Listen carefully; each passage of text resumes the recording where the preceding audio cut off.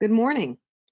I am Tanya Saunders, Principal of Washington Premier Group and founder of Mid-Tier Advocacy, a 501c3 nonprofit, nonpartisan organization. I would first like to thank the Asian American Chamber of Commerce and especially Rena Bhatia, CEO of Proposal Helper, for featuring me on this webinar. As a consultant and lobbyist, I've had the honor and privilege to represent many Fortune 500 clients on public policy such as Eastman Kodak, federally employed women, just to name a few, on legislative matters for more than 2 decades. The purpose of this webinar is to share a snapshot of a few policy changes that impact small business. This is being shared as informational only and not intended to act as a guide on how to grow your business. I must add that we are in an unprecedented time and the landscape is fluid, so the information provided is subject to change. I'm happy to take questions at the end of the presentation, and any questions that might require more time will be addressed after the webinar via email. You can contact me at tsaunders@washingtonpremiergroup.net for more information. So let's get started. Will opportunities begin to shrink in the federal market for small business? Well, unfortunately, just like in an election, it's too early to call. Where do you grow from here? How you grow your business largely depends on you. Policy, rules, and regulations in federal government contracting simply determine the rules of engagement. And sometimes the rules make it more complicated for a small business to participate in the federal marketplace. Advocacy, however, can help level the landscape for small and mid-tier concerns. Here are a few business tips that most small businesses engage in to increase opportunities.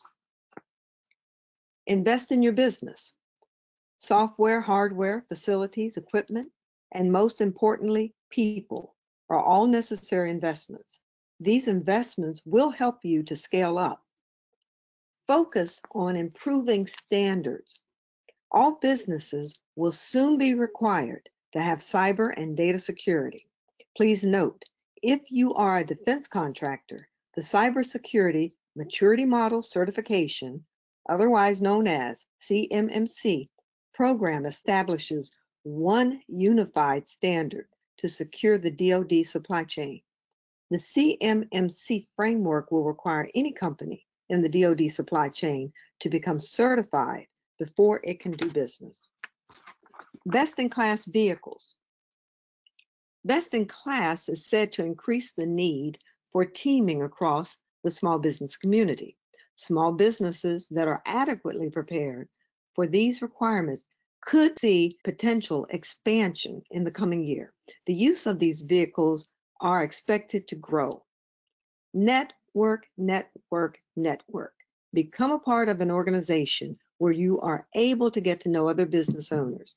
Always be on the lookout for teaming partners, mentors, or proteges to increase your capacity and your capability. The way that the federal government is purchasing goods and services is changing. And finally, mergers and acquisitions, M&A in 2020. Well, there's been a lot of consolidation within the government contracting community, and some believe that this trend will continue. Unfortunately for government contractors, there's always an added layer of complexity from requirements, especially if you're a small business, rules and regulations that, if you miss them, could disqualify you from bidding. Incorporating some or all of these tips are great. However, what most business owners don't include in their growth strategy because they're either too busy or not informed on how to handle Congress. And that is the role that Congress plays in determining how the rules apply to federal contracting and specifically to your business. Those things should not be overlooked.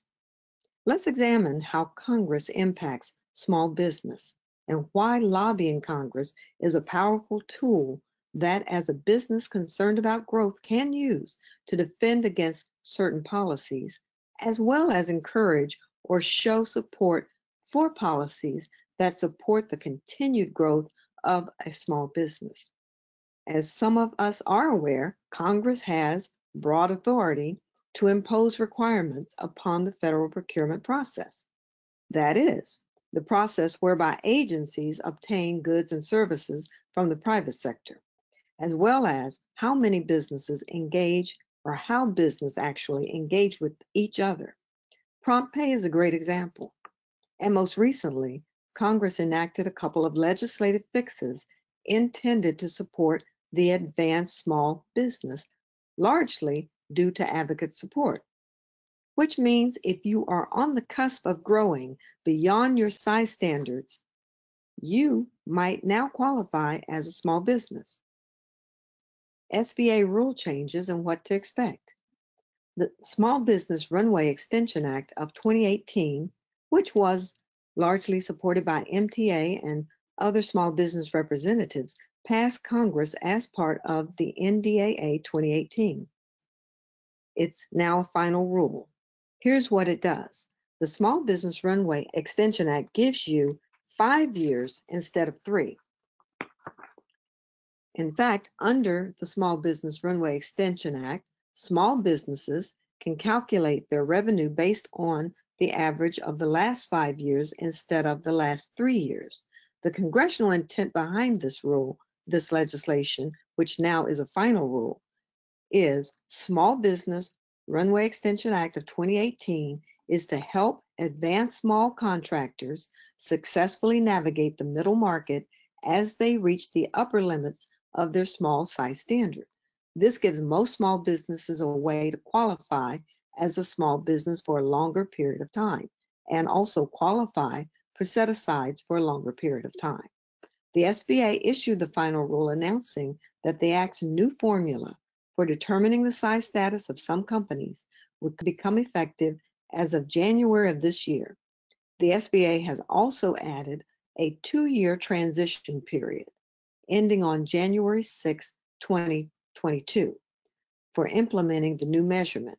This period allows companies the option of choosing whether to calculate their size based on the last 3 years or the last 5 years of revenue.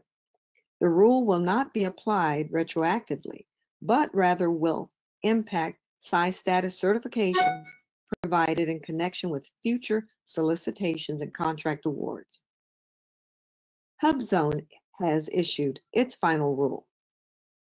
What it does allows an individual to continue to be treated as a hub zone and allows a firm to certify on an annual basis. Here are 2 significant changes. An individual will continue to be treated as a hub zone resident if that individual worked for the firm and resided in a hub zone at the time the concern was certified or recertified as a hub zone, even if the area where the individual lives no longer qualifies as a hub zone, or the individual has moved to a non-hub zone area. Hub zone firms will only be required to certify on an annual basis, meaning such concerns will no longer be required to qualify as a hub zone at the time of each offer for a hub zone contract and award. In addition, the final rule will also indicate that when a company buys an office located in a hub zone or enters into a long-term lease for office space, the space to be its principal office, that business will be able to meet the principal office hub zone criteria for a period of at least 10 years, even if at some point after the property is purchased or leased, the office location no longer qualifies as a hub zone. The idea behind this rule is that the hub zone program should incentivize and reward companies that invest in hub zones. So no matter if your company is large, mid-size, or small, you need to understand the changes to the small business rules. Even if you're a large business, small business rules affect your supply chain, your teaming arrangements, capture strategy, and competitive proposal analysis. SBA promulgates rules based on legislative action or the need to clarify intent of the agency's position on policies that fall under SBA authorization. The public is always invited to enter comments before a proposed rule becomes final. These notifications are published in the Federal Register. So what else is on the horizon? Well, SBA is proposing to merge the A2A Business Development BD Mentor Protege Program and the All Small Mentor Protege Program to eliminate confusion and unnecessary duplication.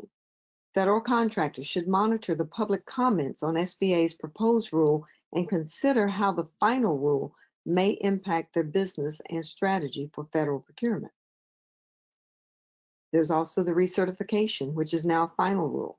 All small business concerns should be aware of this rule change and consult with counsel regarding their re-representation and recertification duties. Please note, this rule takes effect at the end of this month on March 30th, 2020. Also worth noting, the WOSB certification for all women-owned businesses. In summer of this year, the certification process for women-owned small business and economically disadvantaged women-owned small business will change as put forth by Congress in the 2015 NDAA.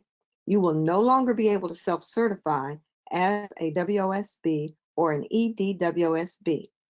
Please go to SBA's website for more details. The next slide simply is a reminder that there are SBA field offices whose main purpose is to provide access to local resources and services through partnerships that can be of valuable support to your business growth. In addition, outside resources are available, whether you need access to capital or HR support from vendors, consultants, all who provide professional staff, accounting, online tools, and so much more. The next slide also reminds us the prime and sub relationship continues to be an area of concern. Congress and SBA are trying to enact policies to address similar issues surrounding prime contractors that are not providing small businesses with adequate subcontracting opportunities, as well as payment when prompted, and those type of issues which remain a problem for small business. Access to capital, if you're an employee-owned company or a cooperative, is still an issue for Congress. Currently, SBA's 7A loan program requires a personal guarantee from any individual or entity who owns a 20% share or greater of the business. This guarantee enables the lender to seize the personal assets of the guarantor to repay the loan if business assets are insufficient to cover loan payments. Given their unique ownership structure, providing this guarantee is very important for business owners, and making access to 7A loans by cooperative businesses nearly impossible. Even though Congress enacted the Main Street Act of 2018 as part of the NDAA 2019 Defense Authorization, employee-owned or ESOPs and cooperatives still face challenges accessing the 7A program. On the next slide, we see contract consolidation and bundling. Both acquisition strategies make it difficult for small firms to compete. Action of consolidating 2 or more individual procurement into a single procurement, it makes it hard for single and small businesses to compete. Consolidation may resemble bundling, but it's just slightly different. Consolidation is an act of consolidating 2 or more individual procurements into a single procurement. What happens? It freezes small business out, it reduces the number of awards, and it requires the awardee to have greater qualifications than most small businesses may otherwise have. And on the next slide, with contract bundling, this is a trend that has been popular, as we all know, with the Department of Defense, as well as now other agencies. It is a scheme that's designed to reduce the number of contractors who are eligible to compete for government business. These programs that have been veiled as procurement reform or cost-saving reform methods are really a process to bundle smaller contracts into one large contract, which eliminates all but the largest of businesses from the competition. It's an age-old practice, and it places small business at such a disadvantage that most are not eligible to compete for government procurement. Congress can and should do more to ensure the program and its participants can meet growing demand. The SBA Authorization and Improvement Act is still pending before Congress. This bill was authored by Chairman Senator Marco Rubio and aims to modernize and streamline some of these SBA programs. It would be the first comprehensive reauthorization of the Small Business Act in nearly 20 years. Although the legislation is now stalled, it is likely that many of the initiatives in the bill will somehow find their way into future policy initiatives. This remains a bill to watch. The next slide, lobbyist chambers and associations are very helpful in elevating small or mid-sized business issues before these relevant congressional members and their committees in an organized effort. The next slide, together, they provide a collective way of sharing concerns with policymakers in addition to displaying broad-based support as represented by a chamber, trade association, or organization, either for or against a position, which is better known as a grassroots campaign. In addition to presenting issues effectively, it's also a way to afford effective representation in contrast to the millions of dollars that large corporations spend on lobbying on their own behalf. And in fact, the next slide shows how much large business spent in 2019 alone. They have the dollars and the ability to unduly influence the legislative process in order to enact favorable policies that support their interests. The next slide also gives us another look at who spent the money. So if you are a small business growing into mid-size, you're probably painfully aware that many small firms choose to sell or be acquired by a larger company once they're close to losing their size and set-aside status. Mid-tier advocacy was formed to provide yet another option. We act as the collective voice for companies that are too small to be big and too big to be small, to fight for policy that will provide other options for business to grow and remain sustainable over time. So where do you grow from here? At MTA, we need your input and we welcome your support. We make it our business to understand your business. The takeaways simply are, do your due diligence regarding these new rules and regulation requirements. Whether you are small or mid-size, policy will be drafted regardless if Congress hears from you.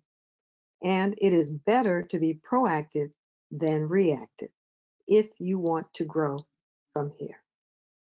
Thank you. So again, we'll be sharing the slides with all of you who registered. If you are looking to promote your company, you're interested in being a panelist on our webinar and have some educational material to share, please feel free to contact me. We would love to have you on our next webinar. Thank you all for coming.